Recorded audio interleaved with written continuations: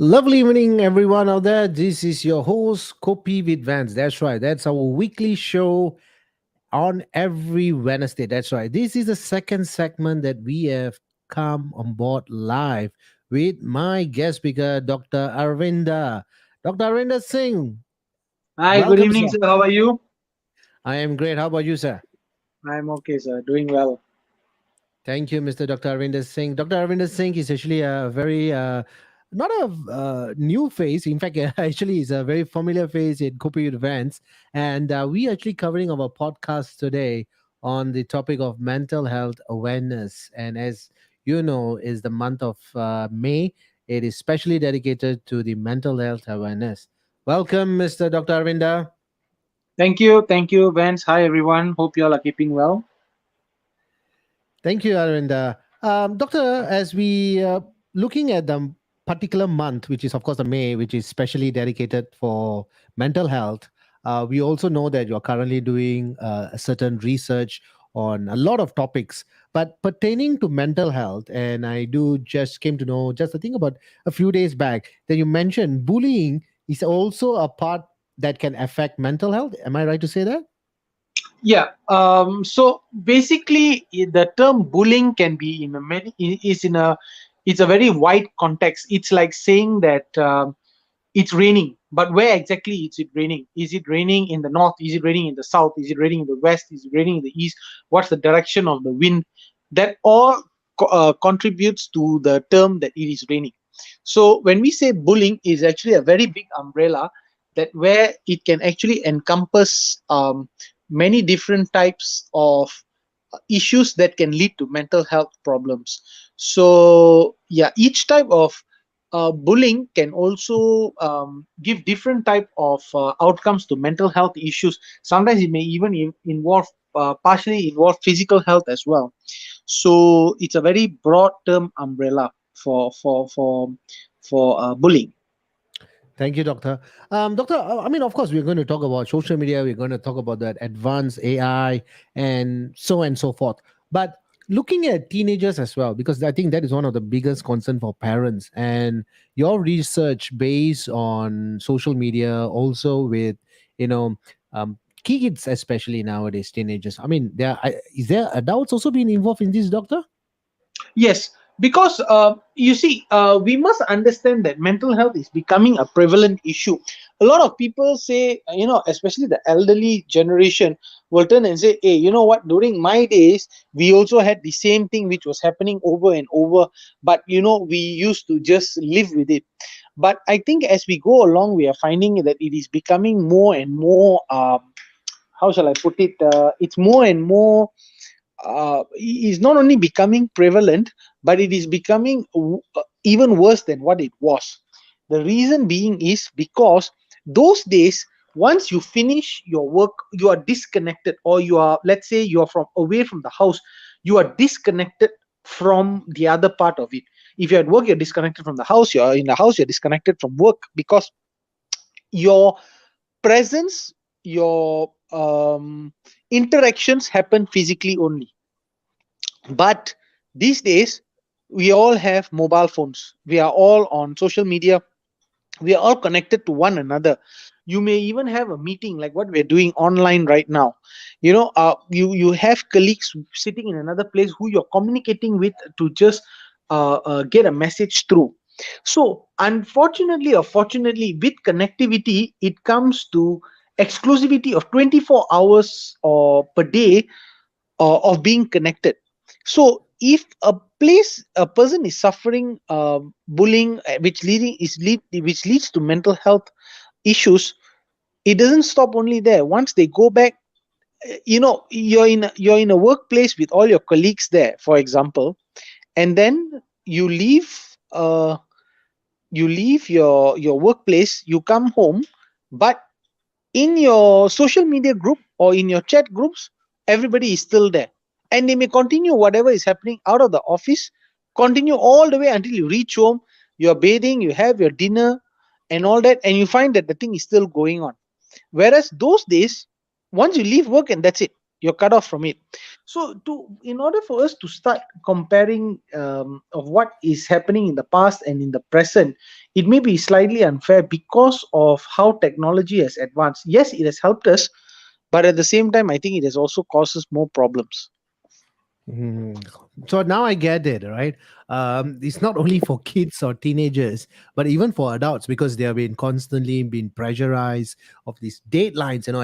Example, if they're on a sales company, even the managers or supervisors or bosses say, you know what, we want $80,000 a month for revenue this month, and then there goes the employee's sleep, peace. Probably he will be in full of anxiety, and I think that is what we are talking about. Viewers are there. The month of May is specially dedicated to mental health awareness. And with me is Dr. Arvinder Singh, HS, which is going to talk a lot about topic on the bullying, right?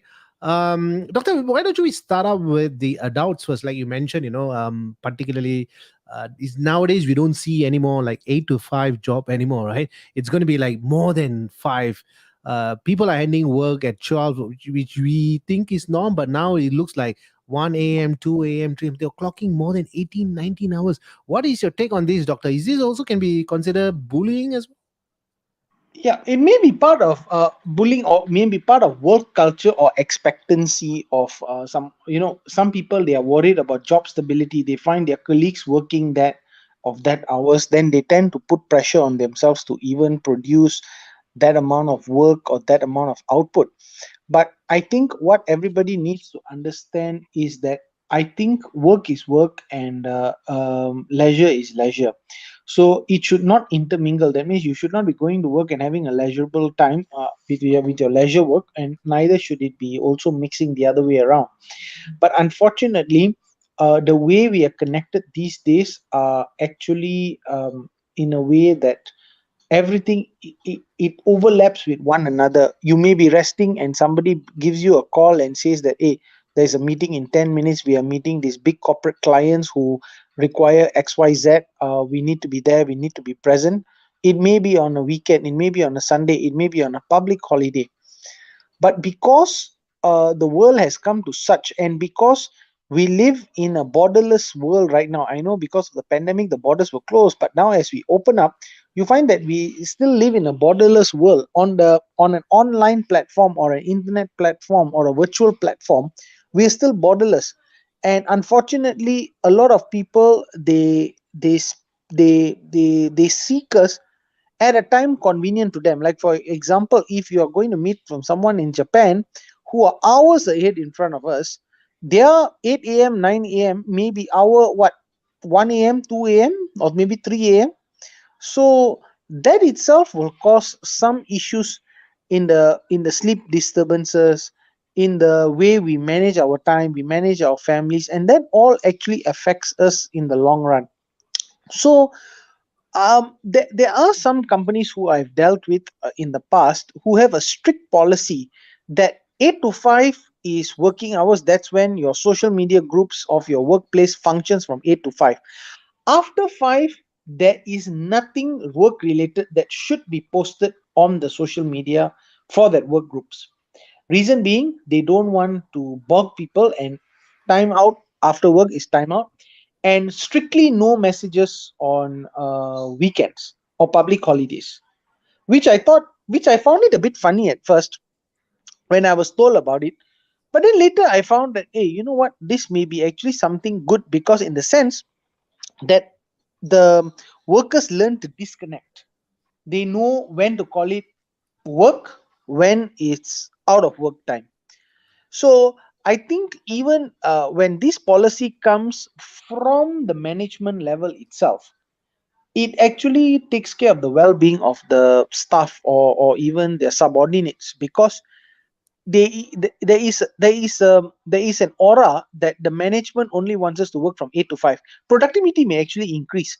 If not, a lot of people will say, I never mind, you know what, I'll go home, and then I'll have my bath, I'll play with my kids for a while, and then I will continue this later, which didn't happen in the past. So right now, when you're clocking in 8 to 5, and that's it, 5 o'clock is discord. There's no work after 5. That's it, you just take it on to the next day. Of course, urgent work aside, but on a general day basis, it actually brings a different aura up. And I think work production between 8 to 5 will increase, because people know that if they don't get anything between 8 to 5 and they don't connect between 8 to 5 with other people, they're only going to get a response the next day. So I think it brings a different aura. So I think that is how working environment should be. But unfortunately, a lot of people look at social media as a way to connect 24/7, and it's a way to, I won't say abuse, but it is a way to keep in contact, which may not be for social purposes, it is more for work purposes. Well said, doctor. Well said. Even when I look at the stats right now, before we jumping into the adult stats, bullying statistics. All right, this is from the National Bullying Prevention Center. One out of every five students report being bullied. All right, but of course, this is a worldwide Yeah. stat at the moment. But of course, we're not going to base on countries. But when kids are going through, their primary school levels, or they when they go into secondary or even colleges, even up to adult also being getting people are getting bullied at all ages. Am I right to say that? Yeah. So you have, I think, in one of the papers which I co-authored lately, which is due out for publications, we even see professionals being bullied. The research which we did was actually doctors being bullied by patients in the emergency department here in Malaysia, among all the hospitals, and we got doctors uh, to respond. And you find that doctors were actually bullied in the sense of verbal abuse, physical abuse, mental abuse, litigation, and even sexual abuse. And you will be quite surprised that the result shows that many doctors are actually bullied in one way or another. And unfortunately, that leads to mental health issues even with professionals. So I'm just giving you an example. I'm not Right. saying that every doctor who has undergone abuse or bullying has actually got mental health issues, but it may affect them in one way or another. It depends now again on the second mechanism, which is called the coping skills. Some people are able to cope better than the others. So you wonder that why, okay, in a class of three people who are being bullied, or in an office of three people who are being bullied, why only one person is getting it very bad, and the other two people are not? It's because maybe these two people have better coping skills than the other person. But it is no reason for us to blame that the person who can't cope, because we are all brought up differently, we are all brought up in different environments, we all taught to cope differently. So I think rather than going for the odds, we actually have to look after everyone and ensure that this bullying culture is not prevalent, and it should stop at the top managerial level. There is something called a dump down syndrome, whereby if something which is wrong, which starts at the very top, it trickles down, everybody ends up doing it at some different levels or at different rates. But if it starts strictly at the top, that there is no such thing that starts at the top and it goes top down, you will find that very few people, or in fact no one will actually indulge in such behaviors. So I think, to come back to the question that who suffers bullying, I think anybody are at risk of suffering bullying. If I think the stats which you mentioned was perhaps pre-pandemic, because post-pandemic we are looking at 1 in 3 or 1 in 4 who are actually suffering from bullying. So you are talking about 25% to 33.3% of the population who are suffering that in some form or another. It may not be physical bullying or abuse. It may be on online, where people are gaslighting a person, or they're Mhm. talking bad about a person, and this trickles over. And you must understand that with connectivity these days, someone who is not even part of the group from outside, who may be part of your social link, may also read that, and they will also read about that. And if you're not careful, or if your luck is bad, that person may also start doing the same thing to you. So it becomes a domino effect, which is actually not what something which we welcome. But at the same time, I think is managing your social media well. When I say managing your social media well, is before, I think we have covered this topic once, is before posting anything, always say, is this necessary? Will I offend anyone? Am I going to offend myself in posting something like that? And if you feel that you are, just delete it. There are so many times where I actually want to put out a public message tweet for people, but when I look at it, I said, I may offend XYZ. So I just delete the post. And I think you cause less harm by doing things like that. And I think it is high time that we not only educate people on modern bullying, but we must educate people not to bully. Because when you see, there are two sides of the coin. One is a person bullying, and one is you witness someone who is bullying. So, for example, if you find in professional level, you find a patient is actually bullying a doctor. If another patient comes up and say, "Hey, what you're doing is wrong. You're not supposed to be speaking to the doctor that way. You're supposed to be having a proper, decent conversation between both of y'all." Yeah. That can stand up. Even if a doctor is trying, even if it's the other way around, a doctor who is talking down on his patients or on her patients, for that matter, and a colleague comes out and says, "You're not supposed to be doing that." It brings a different aura. But if a lot of people just witness and forget, they just look, yeah, this is normal, and they just leave it at that, or Mm. they just ignore it, that is actually adding to the problem. Doctor, I think you said it well as well, again for the second time. Uh, it is just about acceptance. Oh, it's okay, it's norm. But you are right. When I was talking about the National Bullying Prevention Center, it is actually the pre pandemic because that Right. stat was on 2019. So That's right. after the pandemic, or rather endemic right now, you mean the percentage has increased up. So people start bullying more. Is Uh, that, am I right to say that? Yes, because I think that if I'm right to say that this pre-pandemic data would have been physical and virtual, but as we went to the pandemic, and even right now, where most of the things are going on online and virtual, when people actually don't stay online, or they don't go online, they live online. Unfortunately, this problem may be becoming more and more prevalent. At least that is from what the reports were coming up. We don't have official statistics, but from my colleagues who are working in psychiatry department are actually saying that there are more and more people who are coming with these issues.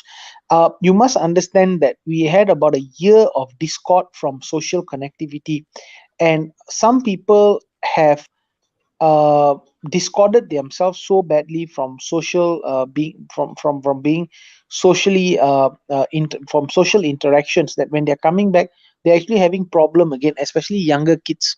You find that um they at a very tender age, where they are actually supposed to be going, learning their social skills, mingling, talking to their friends, suddenly have all become discorded.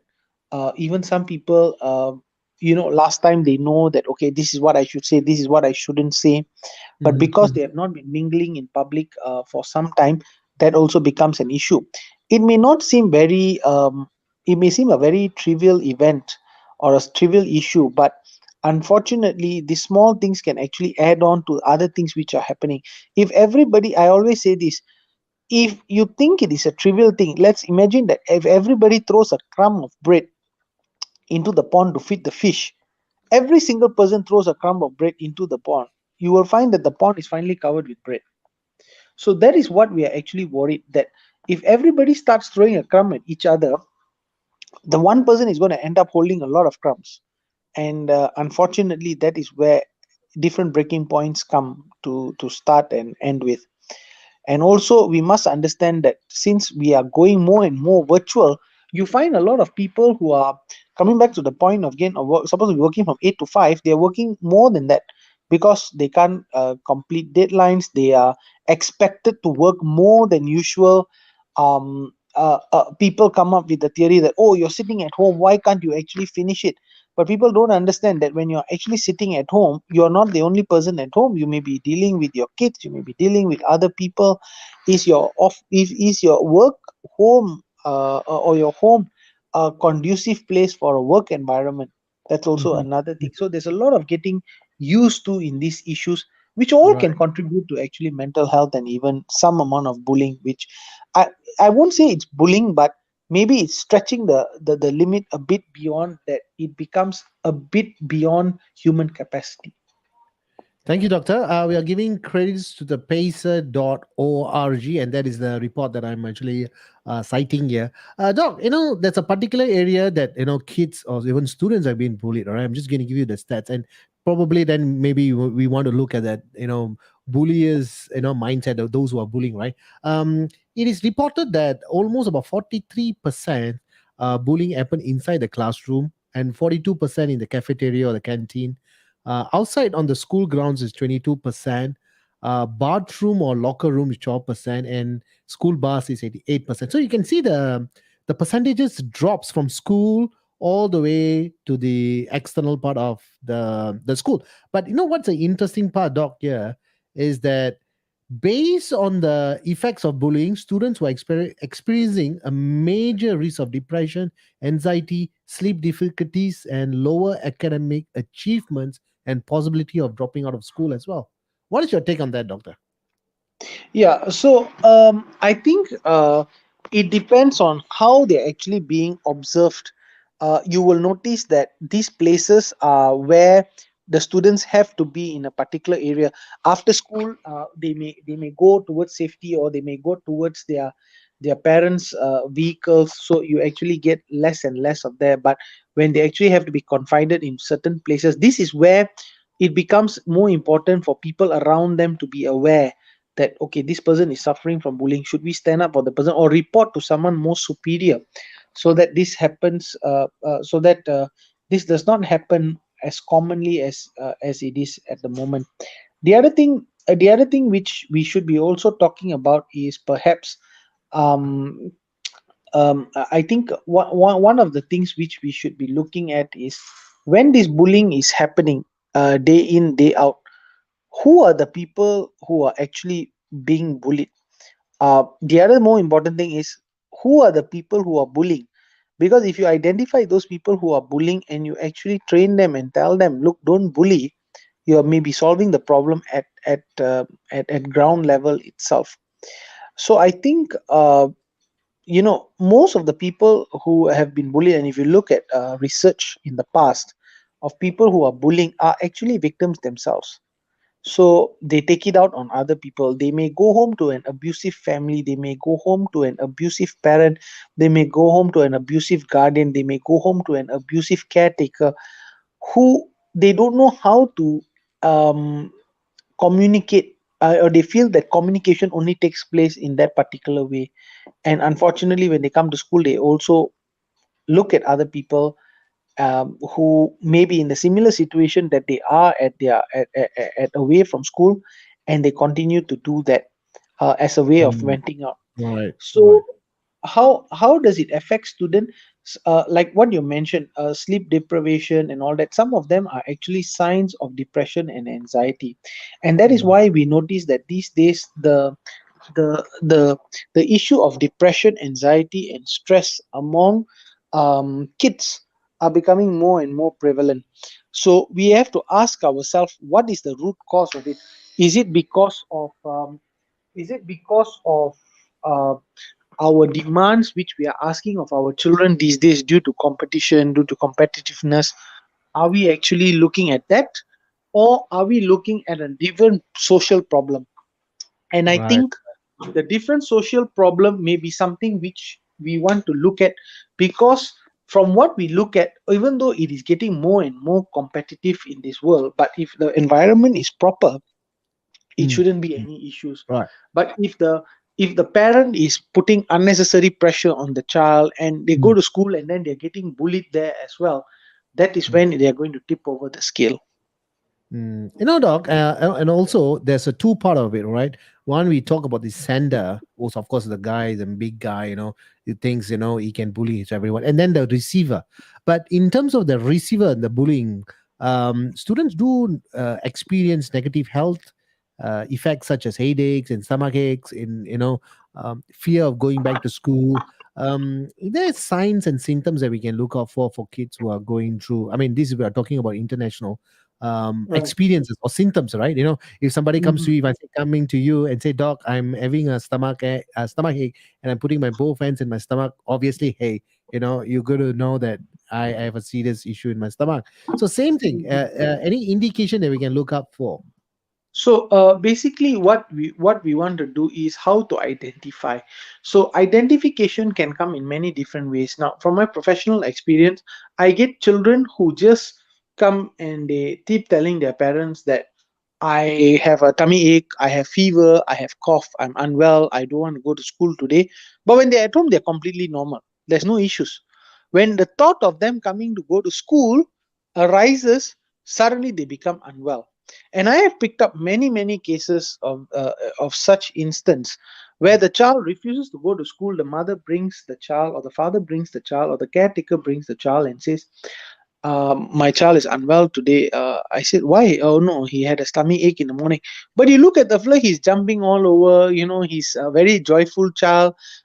Asking his grandparents what time is lunch, how I want to go back quickly. I have to go and watch my cartoons, this and that. Mhm. But That's right. yeah, but when the talk when even when you start saying, okay, oh okay, but your mom or dad or grandparent told me that you were unwell today, you didn't want to go to school. The moment the word school comes, you can see a behavior change. They suddenly start being quiet. They become less responsive because the thought of them, oh my god, I have to go back to school tomorrow. And this is very apparent when you tell a child that, look, I'm sorry, I think I don't think there's anything wrong with you, it's okay, tomorrow I think you're fit enough to go to school. Suddenly their behavior changes. Mm. So these are some things. And then there are some children who and this may seem a bit funny to many, but I can tell you honestly, I have detected it. A lot of them actually can't control their bladder, especially when they're sleeping. They have bad dreams. They end up wetting the bed at night, and then they wake up. And I'm talking about teenage children. And a lot of people think that there is some neurological problem or why can't they control, but actually it is just due to fear.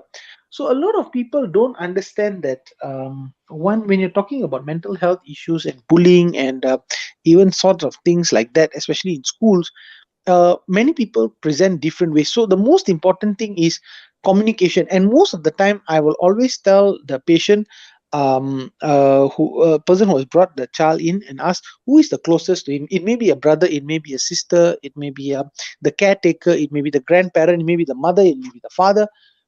Always sit and ask them. And I've got so many of them who come and told me, yeah, doc, you're absolutely right. I asked, I felt there was something wrong. He was telling, or she was telling me that there's some issue. I went to the school and I found out from his friends, or I found out from her friends, or I found out from the teachers Hmm. that Hmm. they have been having some trouble in school. And Right. bingo, that was the treatment. The treatment is not about giving them medication and telling them that this and that. There's nothing wrong. The issue Right. is that they were having a mental health issue. And identifying that and catching it at the right time is actually what needs to be done. And that prevents all the other symptoms of what you were mentioning of depression, anxiety, and stress. So Right. to come back to your questions of how to identify, I think communication is very important, especially by a person who is trusted. And number two is by by looking for very abnormal behavior. Suddenly talking about school, they suddenly go quiet, or they refuse, or they prevent to think about it, or they dread going to school. These are common signs which happens. Mm. Thanks, Doctor, on that. And we are still on the topic of effects of bullying. And of course, mental health awareness is the month of May. So we are especially dedicating it to it. And with me, it's a very good friend and also a Dr. Arvinder Singh, HS, with us, a regular speaker at Kopi events. Doc, before we jump into cyberbullying, there's also another one more pointer that we want to talk about effects of bullying. We Mhm, talked about the sender and the receiver. I mean, the receiver is a poor guy getting bullied.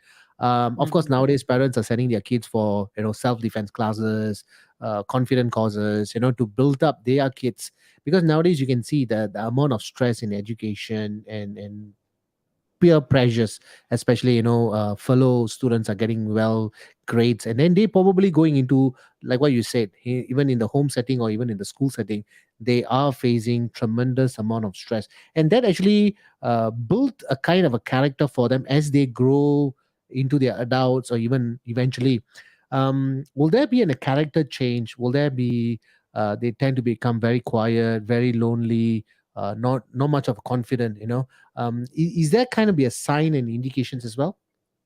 So you're asking me whether it actually carries out into adulthood.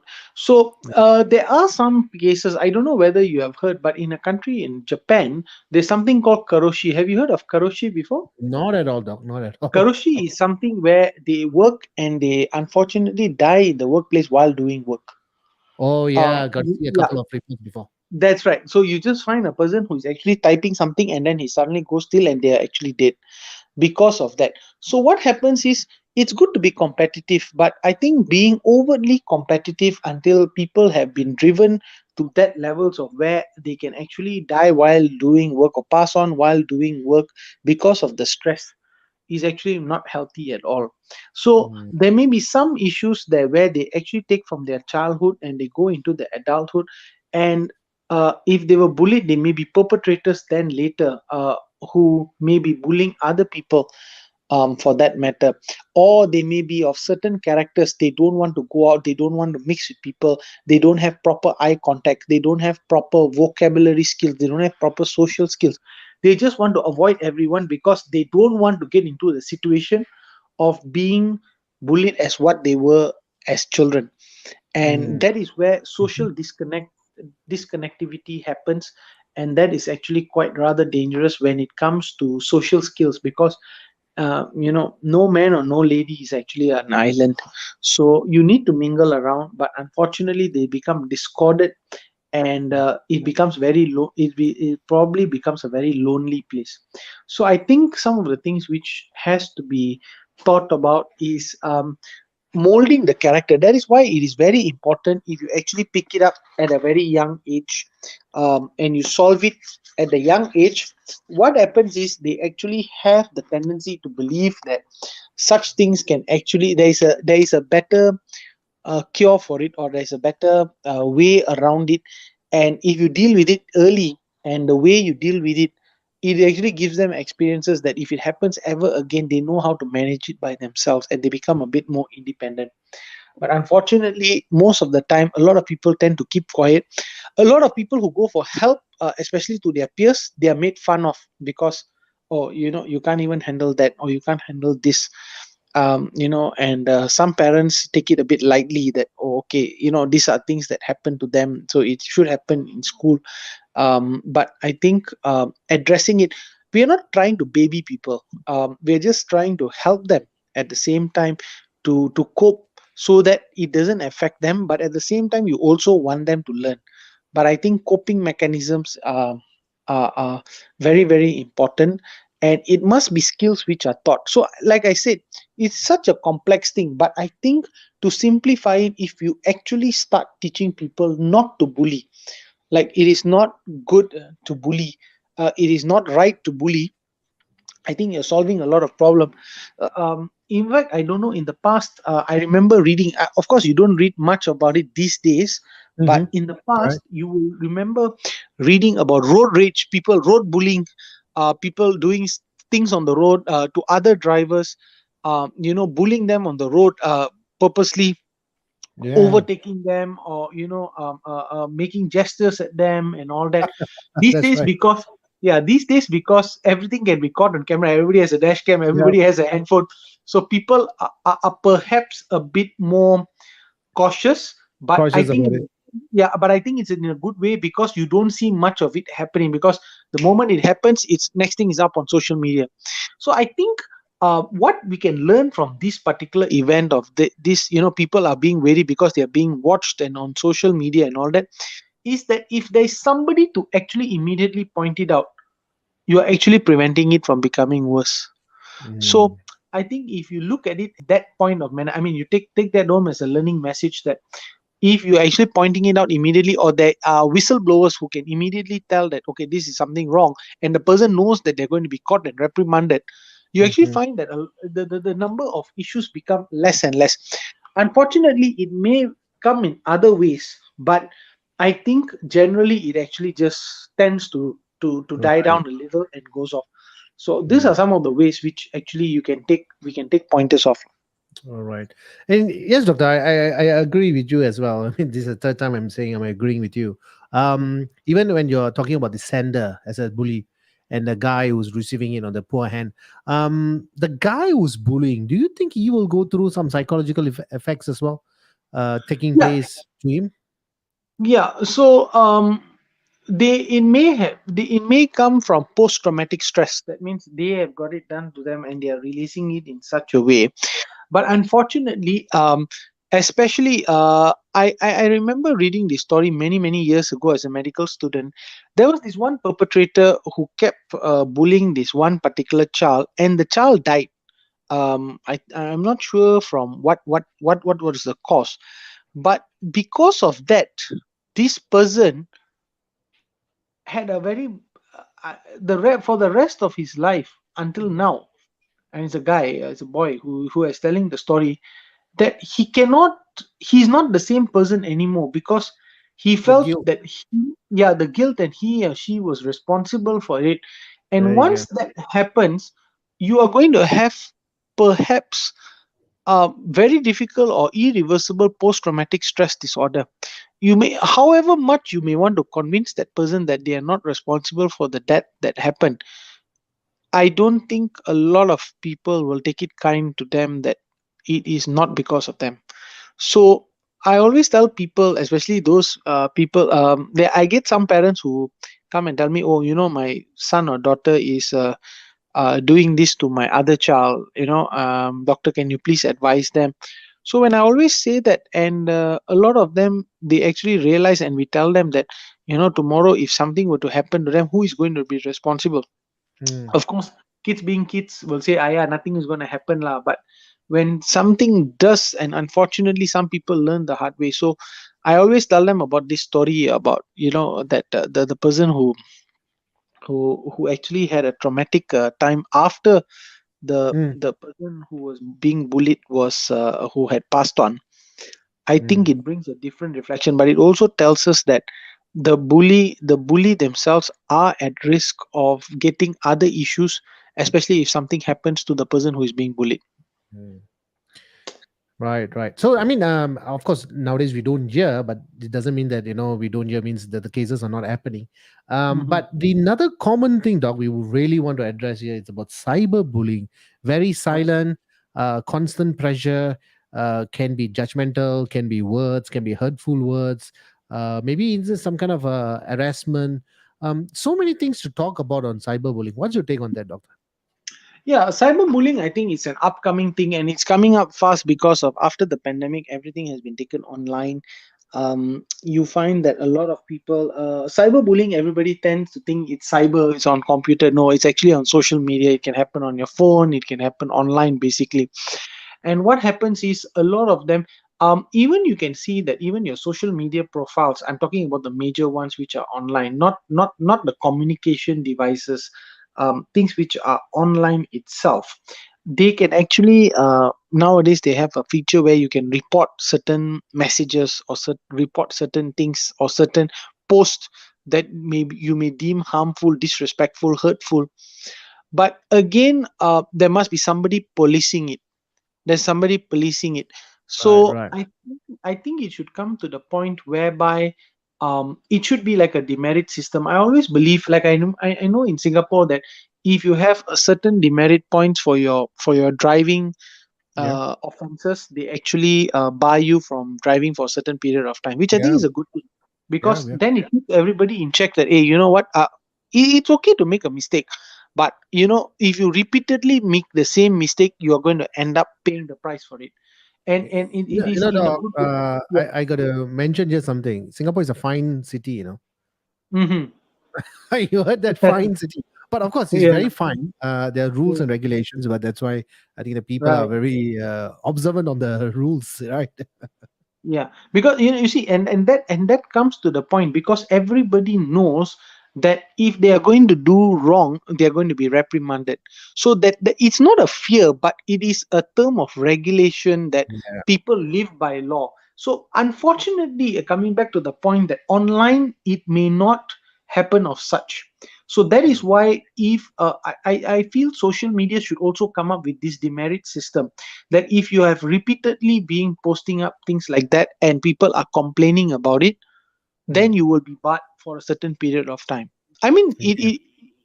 a person who has done it has he deserves it, because you Yeah. have been doing this that like let's not talk about Singapore alone. You talk about Canada. I had a friend who came down from Canada who said that Mhm. if you beat a red light more than twice or something like that in certain areas, you will Yeah. be barred immediately for 6 months.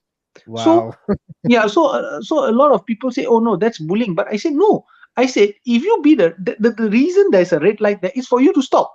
If you Yeah. go and beat that and you beat that twice, you're not only endangering yourself, you're endangering other people who have not done anything wrong. Why should they be endangered? So I Yeah. think at the end of the day, this regulation, however strict it may seem, but it may be the way around it on how to control.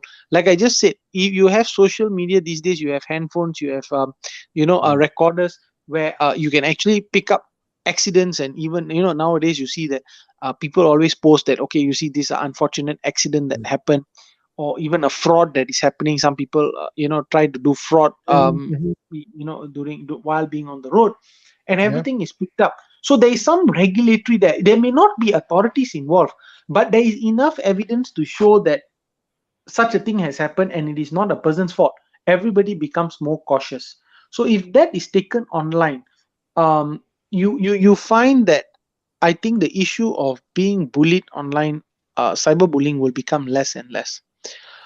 So there is some Doc, regulatory. like you just mentioned about cyberbullying just now, we talk about the effects of bullying.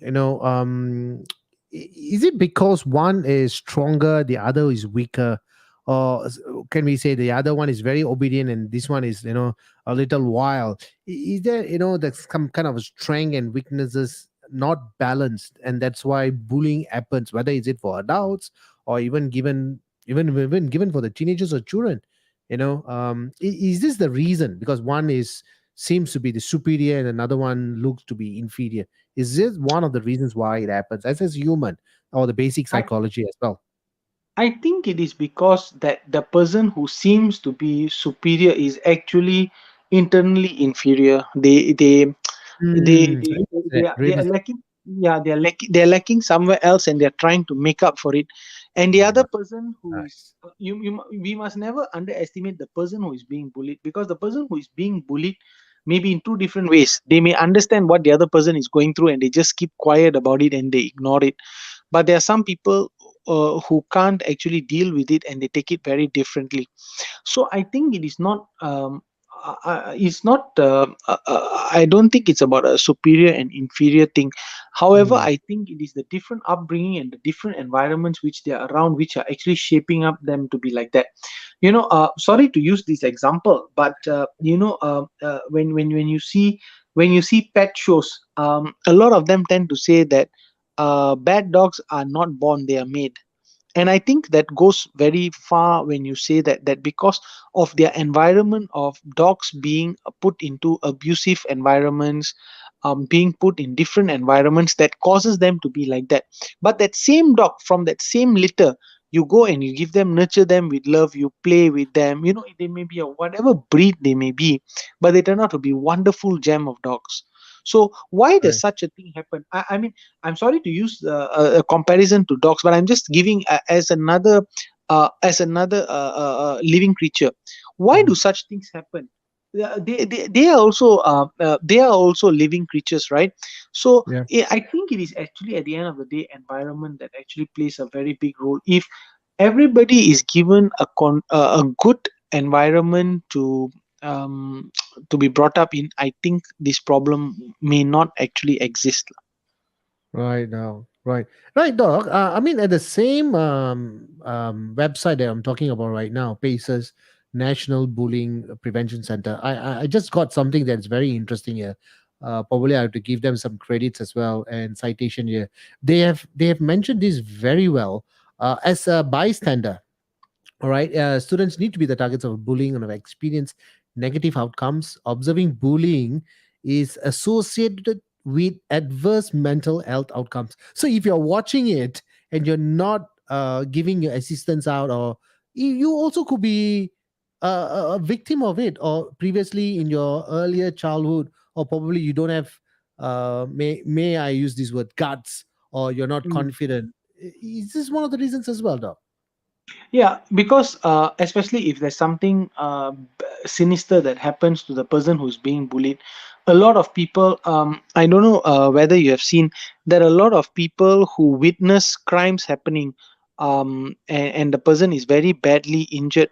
A lot of people who are bystanders who do not do anything actually feel guilty that they felt that they could have done something to actually Right, prevent the situation. right. So I think it is an event which is leading to a trauma, and it is the bystander that is actually suffering because they felt that they did not do anything. It may not be just did not do anything. Maybe they did something, but they did not try hard enough, something like that. So that actually ends up eating them inside. So I think there are a couple of things that can happen. But like I said, that if there is regulation, somebody Mm, goes and tells them that look, this is wrong, and we will mhm, report you XYZ, and mhm, the person stops, I think it's going to be good for everyone. The perpetrator will stop. They will not have post perpetrator effects if the person who is being bullied, anything happens to the person who is being bullied, the person who is being bullied will feel relief because the trauma has stopped, and the mm. bystander who has stopped it has also felt that they played a part to stop it. Everybody, actually, if you look at it, everybody wins in that situation. Even though people may think that one person has lost, the other two people have won, actually all three sides have actually won. Whereby if a person does not stand up, there's no regulation, nobody says anything about it, and it goes on, something happens to the person who is being bullied, the bystander will feel bad because at the end of the day they felt that they could have done something, and the person who is the perpetrator is going to feel bad because they are the people who have caused it, and in this Ah, case everybody loses. Yeah, so it is always better to stand up and say something to prevent it, because you're actually trying to make the situation better, and you're actually trying to make everybody winners. You're not trying to be Superman or be a hero here. You're right. actually doing the right thing for everybody's sake. So that is how I view it. So yeah, Doc. I mean, as we speak on the topic of bullying and dedicated especially for mental health awareness for the month of May, we have Tavania. Thank you, Tavania, for that message that you just sent us. Further scrutiny on what harassment, bullying, belittle, and gender belittling should be looked for microscopy point of view when regulations are made. It's not enough. Social media needs these urgently. So yes, she's talking about social media as well, Doc. I mean, that's Yes. the topic that we are jumping in right now. So I think social media has to go on a different platform. Remember, we talked about AI a little while ago, Yeah, that's right. whereby actually there are being a person who's actually involved with some amount of AI work as well.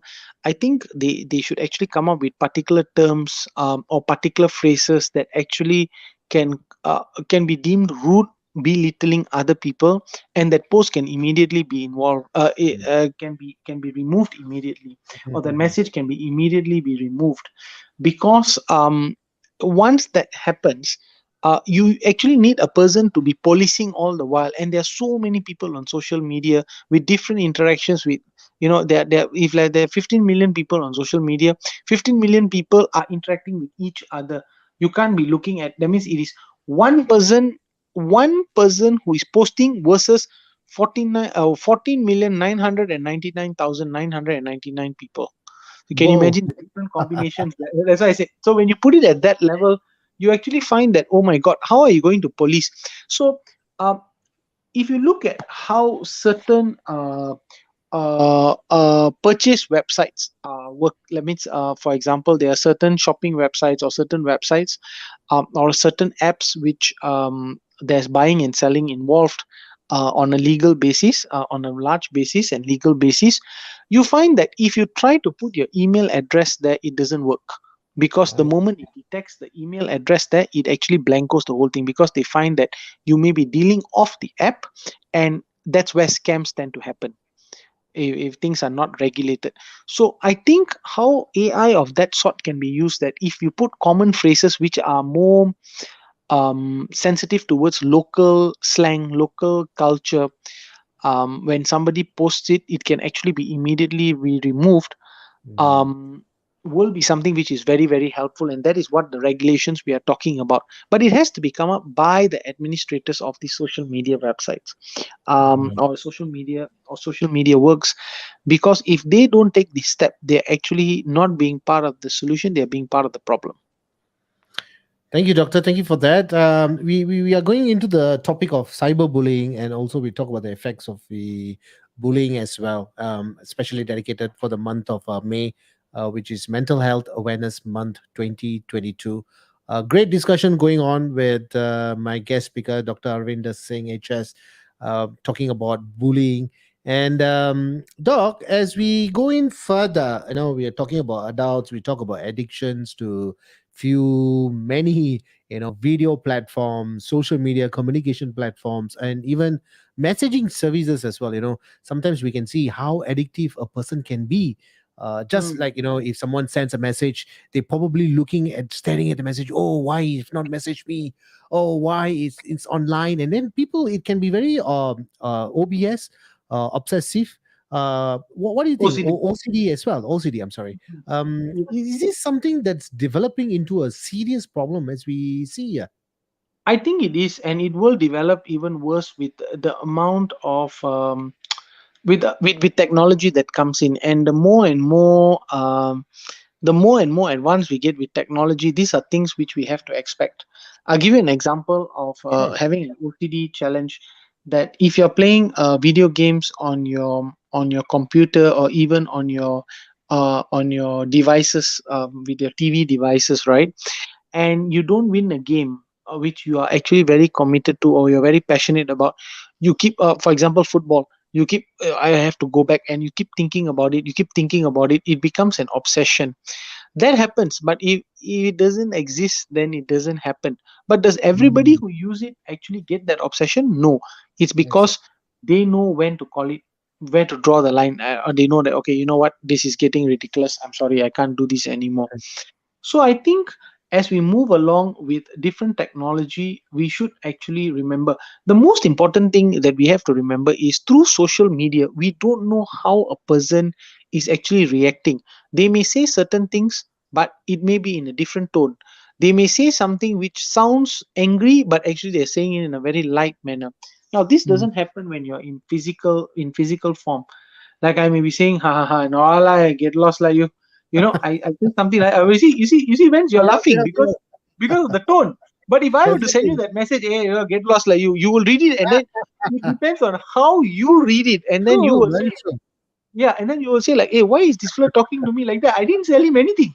So that is how, unfortunately, it has taken a new turn, whereby words are taken out of context, because most of our colloquial terms which we use come with emotion, and it comes with tone.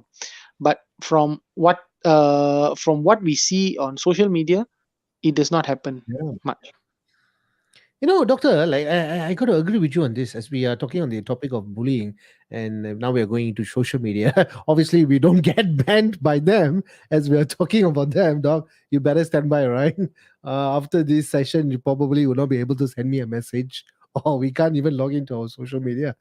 Uh, on a serious note, we talked about emotions as we talk in, right? I mean, as we talked about, let's say if I'm sending you a message, hey dog, how are you there? But hey, get lost. The base on the tonation, right? The high pitch, the low pitch versus the words. So someone out there who's very sensitive. I mean, I'm sorry to say that there's some who are very sensitive to words, to reactions on emotions.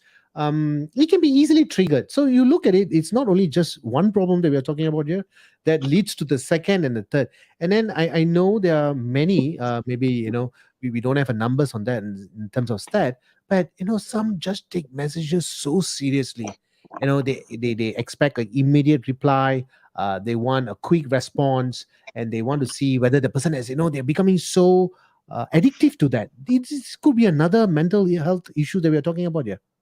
Yes, it becomes something a bit like OCD, but on a different level, because at the same time, it's obsession, it's compulsion, but at the same time, on a different media.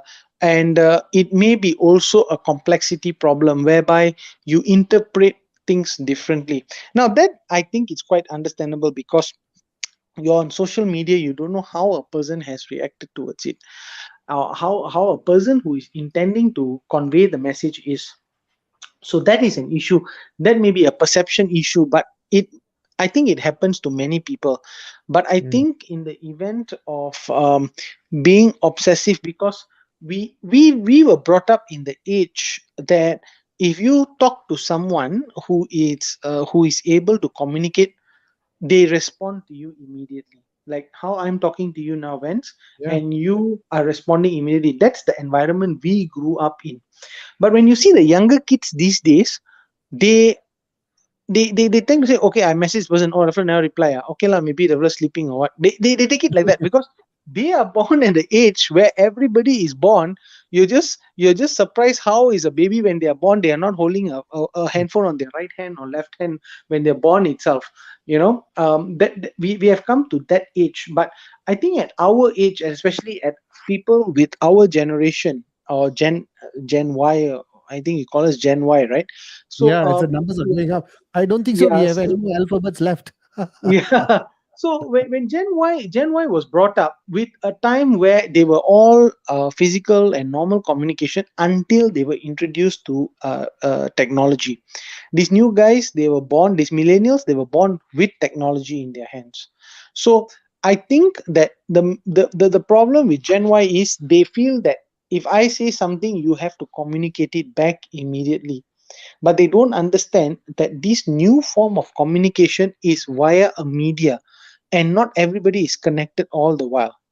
So Mm. that issues become a problem, and that it may be slightly more dangerous because the person on the other end will feel that why is this person not responding to me. On the other hand, there may be also people to why is this person keeping quiet for so long, or why, what should I say back.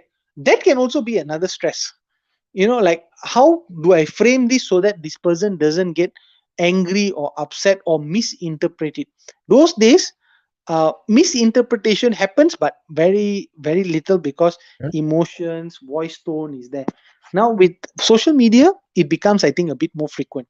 So it's a very difficult situation to deal with, but I think it comes to the understanding of everyone.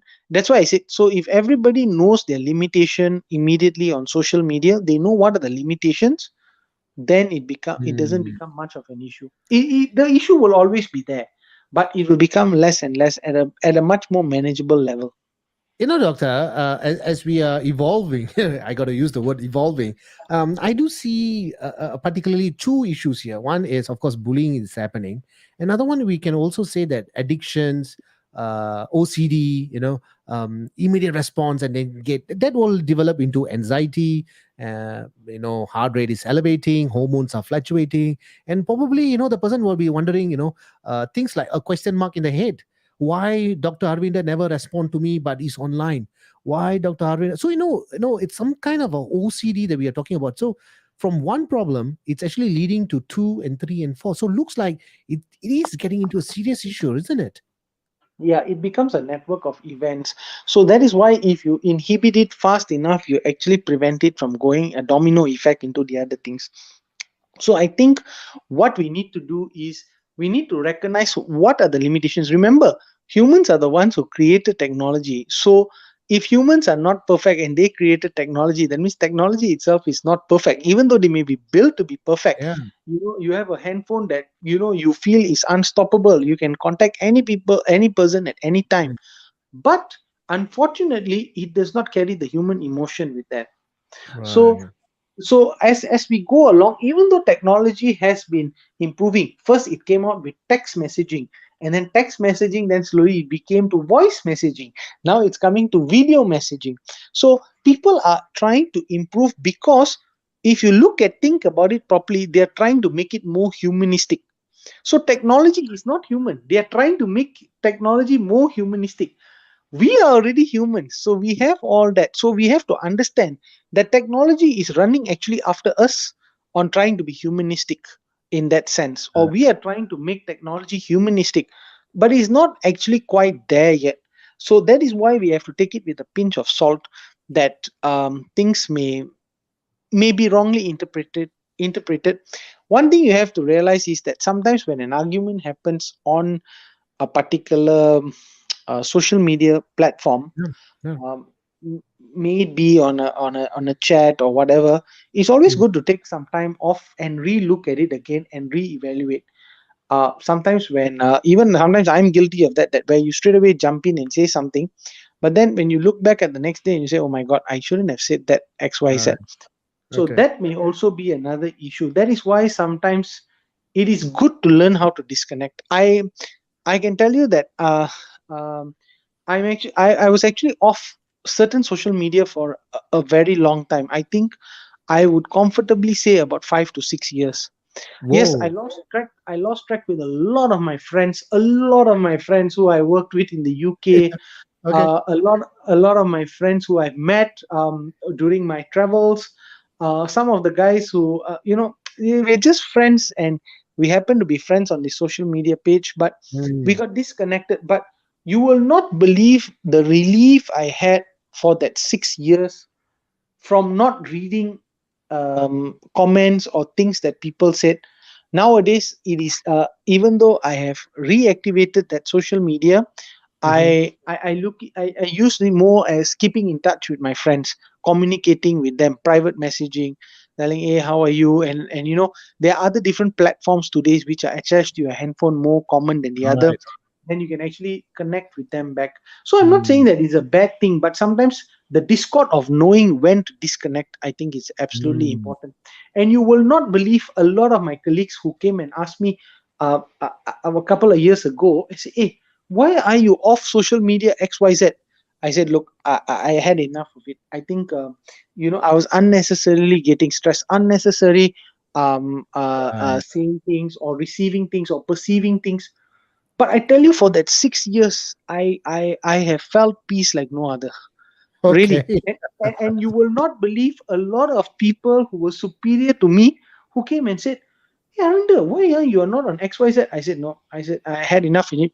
Really? Actually, I also, a lot of times, I think, let's just disconnect. Why the heck am I there? I get so much attention. And you know what? Right. Some of them are coming and telling me, hey, wow, what you did was absolutely right. I feel so much better now. But it's not a reason to discord, because if you discord and you Yeah. end up getting left behind. So recently I have reconnected back, but on a very very low profile basis, that I don't say anything much. I just use it to communicate with the friends who I've lost, and I've gone on a different media that now I'm actually thinking, why do I need that same media? Because I've got a different media to connect to them, and it's a one Definitely. to one. It's not on a public page or a public Right. profile sort of thing.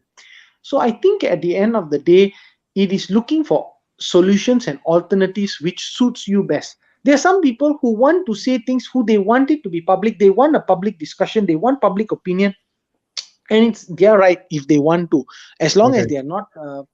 As long as they are not stepping on other people's toes or causing problem for anybody else, Mm. that's fine. Right. But at the end of the day, if you're a person who thinks that you want to disconnect, you may look for other modes of communicating with people than Nah. on a social media platform. I'm not discouraging social media, but I think that it should be done with control. If you think you're losing control, just stop it. Like, if you have an obsession of eating ice cream, that every time you see it's raining, you feel like eating ice cream. If it's hot, you feel like eating ice cream. If everything, you start feeling like eating ice cream, you come to the point that say, you know what, I think ice cream is bad, I should stop eating ice cream, and that's it. Whether it rains, whether it shines, whether it snows, whether it's hot, whether I'm thirsty or whether I'm hungry, I'm not going to eat ice cream anymore. So when it comes to that point, then you realize, okay, and then after a certain amount of time, you say, hey, you know what, actually I can live without ice cream. And then slowly you say, okay, you know what, maybe I was too rash, let me try a bit of ice cream again. And then when you take ice cream, oh, okay, yeah, this is what I missed. But I know that that is my limitation. I know that I don't want to go back in the past where I was so addicted to ice cream all the time. So Nicely said, Doc. I mean, you just give a lot of temptation to all our viewers right now. Probably they might be thinking of. So it's a good indication as well. I mean, it's not too bad, but just that make sure not too much. We're not promoting sugar here at the moment. yes, We're trying to please go do as not, far as we as please that. Please take diabetic ice creams, or in fact ice creams with very low calorie content, because that is the proper way to go about things. No Hey, disrespect to any ice cream lovers. Yeah. yep, yep. That's a good one, Doc. We have a couple of questions from our viewers. Thank you so much. It's quite puzzling to see all our viewers are actually quite awake at this moment. I'm going to take first question now, Doc, then followed by another question by DK Gauri Danas. By Tamari has said that, yes, very true. When they don't get the reply immediately, she's referring to our previous question that we talked about on the social media, they could harm themselves in a dangerous way and they take it too emotionally, maybe perhaps by words. That's what Tamara is saying. How to help them overcome from this kind of situation, doctor? At the same time, they don't ready to listen to others advice. Yeah. So unfortunately for our age generation, it's a bit difficult because you can't actually educate them at school level, or things can be included in the in emotional syllabus which we have in schools, teaching children. I think what we need to do is we need to have more public connectivity in on public medias, like for example newspapers, on TV, or even on certain platforms where people can actually say that these type of things are happening. Maybe many people are suffering from it, but they don't know how to deal with it. And until they actually realize that, oh, okay, these things happen, but it may be a problem which is a perceptory issue. That means is how I'm perceiving it, how I it's a perception from me. There is an issue, it may not be with the other person. Then slowly you will find that people become immune and accustomed to it. Like how you find the generation of today, I'm talking about guys, girls who are maybe 14, 15 years old, within that range. If you Mm, ask them, hey, did you message this person to come for, let's say, a meeting today? Yeah, yeah, I sent. Did they say okay? No, the person didn't reply, but I'm sure they would have read the message and they will know when they this one. And then you tell them, okay, maybe you want to call them. Okay, maybe that's a good idea. You call them and then you tell them, so they mm, know for alternative ways to go about things. And and they realize that once, if they can't connect, they can't connect. That is the limitation.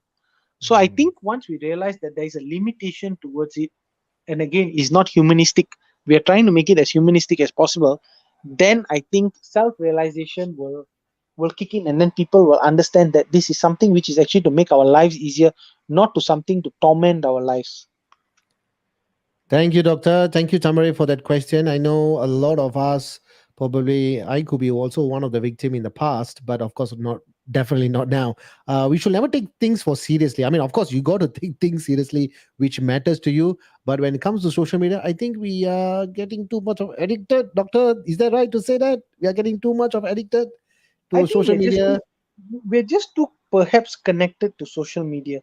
I think, There you go. like I say, it is time to for us to know, and there's nothing wrong, but we must know when to start and when to stop. I think if you know when to stop, what is the boundary, what is the limitation, I think it makes it easier on everybody. Right, right, Doctor. Well said that. I'm going to take this particular question from this particular viewer, but that is actually from another platform, which is, of course, from my personal Facebook, which didn't highlighted here, but still on digital, right? Digital natives and digital migrants differ in their use and expectations, perspectives, and manner they use on social media. It's important to honor and respect the inherent differences, right, Doc? Yeah. So, like I said, everybody comes from different environments, different cultural backgrounds, where certain things may be acceptable in different cultures, different norms from other different norms. So, we have to learn how to respect one another. Again, we must understand that you remember, in those Yeah. days, if you say that you want to go outside of another place, you need a passport.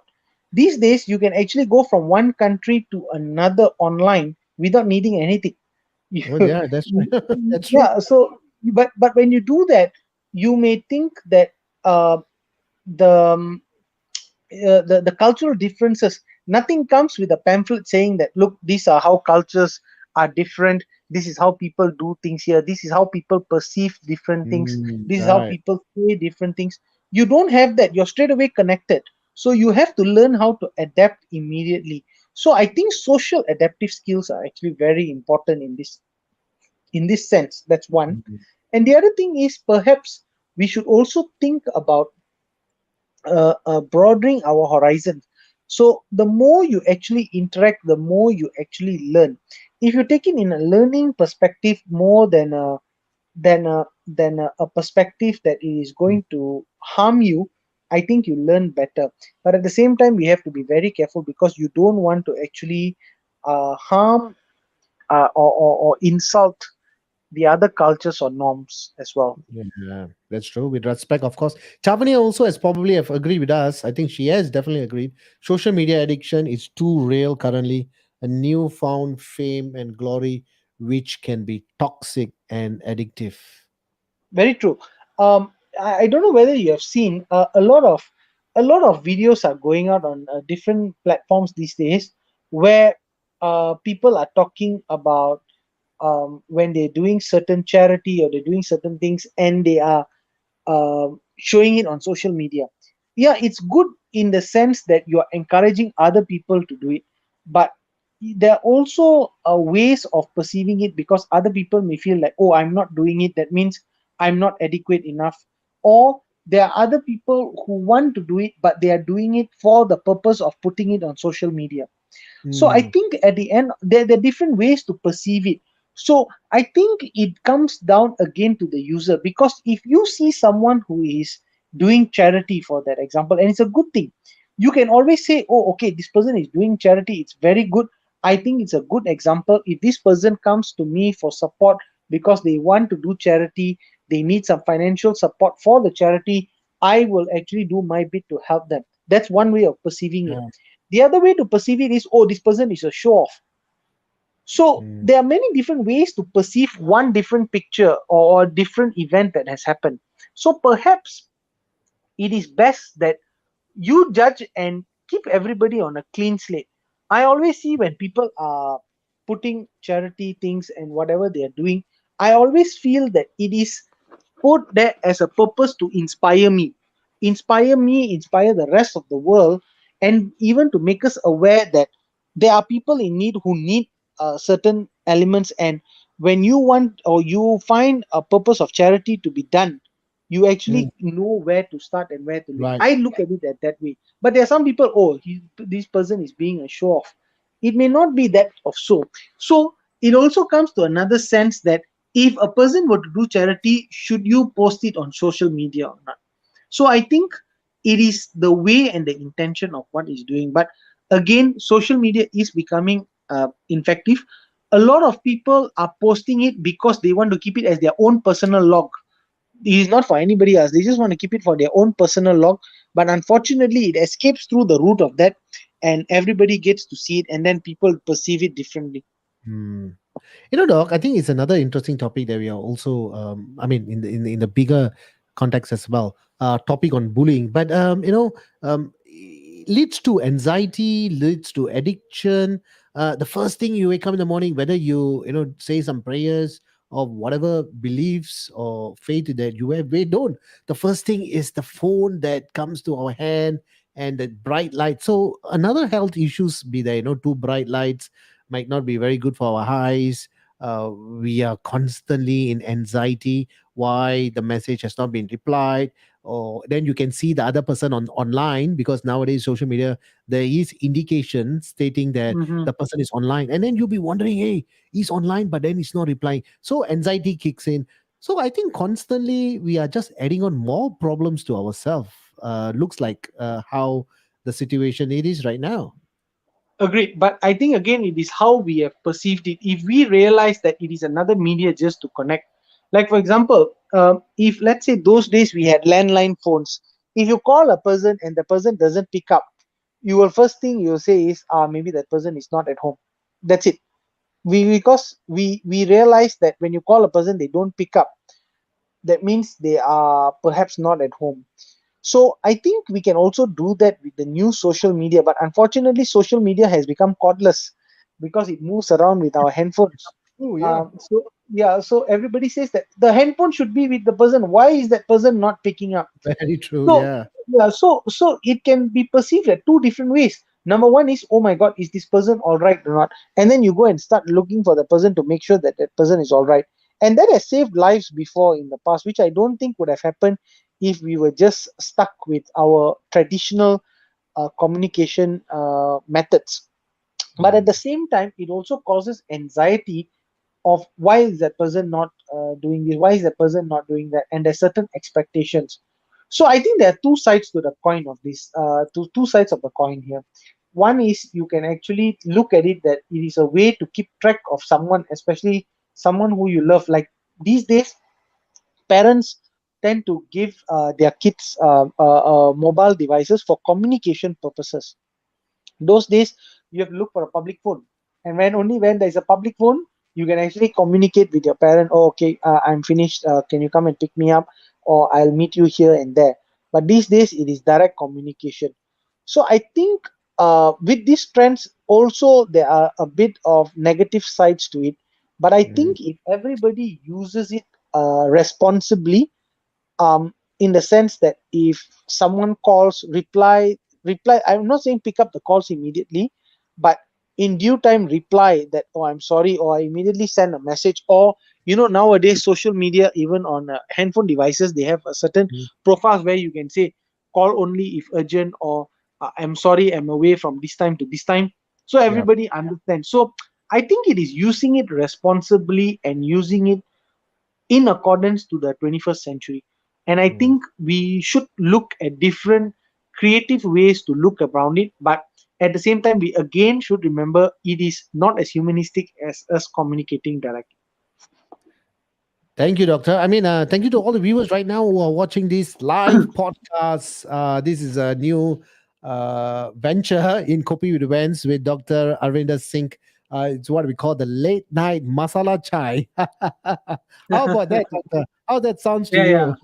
That's Masala chai better at night, right? Or coffee? What do you think? What does works? yeah. What works I best? think I think podcast we call it masala chai lah. Masala chai, a new invention, guys and girls out there. Doctor, I know bullying can be a very big part. We talked on students, we talked on teenagers, we talk about schools, we talked in an international level. We also use the bullying statistics from the National Bullying Prevention Center. But of course, that was before pandemic and now after pandemic. Now we are into endemic. The next topic that we want to talk about, the segment is bullying on adults in corporate life, because there's so many segments that we want to cover, but this probably the one of the main topic that we want to cover on the corporate's bullying before we call it the late night masala chai. uh, Doc, what is your take on, I know you mentioned that before, bosses, supervisors, managers, there's lots of political games, there's a lot of favoritism, there's a lot of you buy something for your bosses, or you they call it carrying, all those words. Mhm. But is real talent being utilized, or is it basically curry flavoring your bosses gets you into promotions? I mean, that is the whole corporate jungle that we talked about. And sometimes when I do some interviews, some of them a little shy, some of them want to protect their confidential because they don't want to reveal themselves because probably their colleagues might watch it. But you see, when it comes to corporate life, I think not there used to be, there's lots of politics going on, constant pressure, constant targets, constant favoritism. And this is also considered bullying in indirectly, or will you call it directly bullying?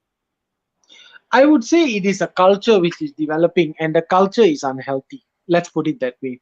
But I think what it boils down to again is attitude.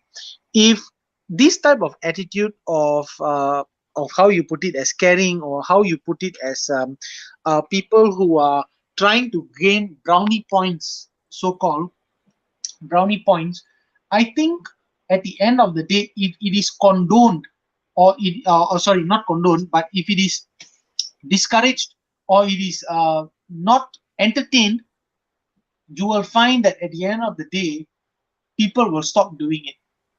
Like, for example, I remember that uh, prior to this, there will be many in many different events. When you go, people will actually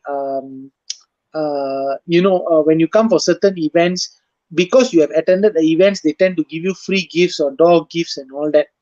But some people consider them as favoritism and bribing people to come to your events and all that. And if everybody stops that, you cannot fault one person for coming or not coming, because if everybody does it, at the end of the day, everybody stops it, or this is actually a practice which is frowned upon or looked down upon, everybody stops it. So I think it is the culture which is coming up. So if everybody says that, oh, the culture of in Malay we call it bodek. So bodek means, to carry, of what they say I of see. that Okay. matter. That's a Yeah. that's a So commonly used, right, Doc? It's commonly yeah, used. yeah, it's a very Okay. widely term used. In fact, a lot of my English friends like to use it. English speaking friends like to use it. They call it bode. Okay. So if the bode culture stops, if this bode culture stops and everybody say, oh, this is bad, it's a bad behavior, and even the superiors start saying that it's bad behavior, and people at that level say that it's bad behavior, you're going to solve that problem. But if there are certain sects of people who actually encourage it, then you're going to have a problem. So I think it is behavioral report, behavioral uh, behavioral issues among all different segments, and I think it takes everybody to approve or disapprove it, and it is better to disapprove it, because if you approve of such things, you are actually going to be overshadowing a lot of other more important facts of talent, capacity, capabilities, and you end up you end people end up, or employers or higher superiors end up favoritizing people without proper capacity and ability, and it is going to harm the rest of the work community and the rest of the people who are depending on that particular company for that services. So I think at the end of the day, it can only benefit if the corporate culture is respectable, and also something which is not biased. I think that is how we can solve this problem. But doctor, as we are going a little deeper before we call it off a day, because we just have a few more minutes to go. I spoke to someone a couple of months back. Names will not be mentioned here. Corporate life was a hell. Every day was dragging him or her to the workplace. Things were not just going the way it is, but very hard worker, very dedicated, very committed, very motivated. But because of the culture, because of the supervisors and managers was afraid that he or she may come up in life and to overtake their jobs, and they tend to put a lot of challenges and obstacles for that particular person. So that person is really doing all it can to bring back the bowl of rice, put food on the table or chairs or whatever we want to call it. But it seems becoming a very normal, like what you say, the bode culture is happening still right now. Mm. Most of the bosses doesn't realize this. Of course they come to the grounds and they see these political games going on, but newbies are always coming into a company. The dinosaurs step them off and then the newbies resign. So this is what's been happening. But of course, as we say this, we can't say it's majority is happening. But of course, there's always a minority. There's always happening everywhere in most of the corporates. How can these political games or the political moves in corporate companies can be eliminated or avoided? Because sometimes you highlight to yourself, there's no way. You just have to change job. But how can you be a hopper, right? You can't be changing job all the life. Right. So I think it depends on the corporate policy of that company. If I really like the example which I heard from Singapore in the past, many years ago, and I follow Singapore, the way the governance is actually run. And I remember one of your ministers many years ago was asked to resign because he went on an official trip with someone who he knew and he Right. was asked to resign because they felt that it was not against it was against corporate policy of the government. And I Mhm. thought that even though it seemed to be very trivial, but it is something that started from the top. And I think the late Mr. Lee Kuan Yew was prime minister at that time, and I felt that it was something of good governance, because at the end of the day, not only did he send a message out, it also reflected on the clean and proper governance which is intended, or what Singapore was built and founded upon.